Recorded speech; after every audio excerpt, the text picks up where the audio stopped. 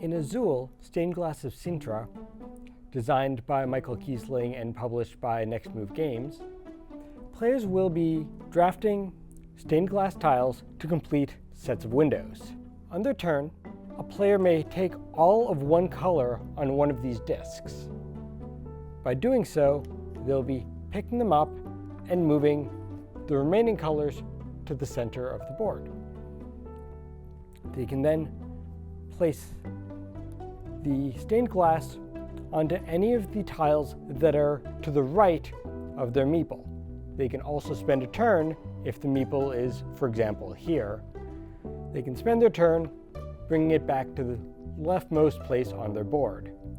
So in this example where I picked up these two yellows, I could move here and put two yellows on my board. However, I could not then, on my next turn, take these whites and place them here. If you plan on picking up a color and you do not have any space for all of them, for example, if I were here and wanted to take both these whites, I can only take one. Any leftover whites would be placed in here as broken glass. When you take broken glass, you move down this tracker that will, at the end of the game, reduce your score.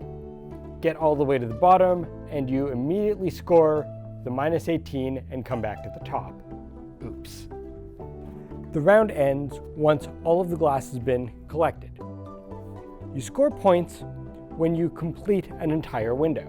For example, if I had all 5 of these yellows here, I would complete this. I would bring one of the tiles down, and I would flip it to the other side. If I managed to complete the second side as well, I would take another piece of stained glass down, put it here, and remove this from the game to show that it's completed. When scoring these, you also collect points indicated at the bottom. Use this as an example. At the bottom, you can see how many points completing a window will collect, plus you collect points for every other completed window you have to the right.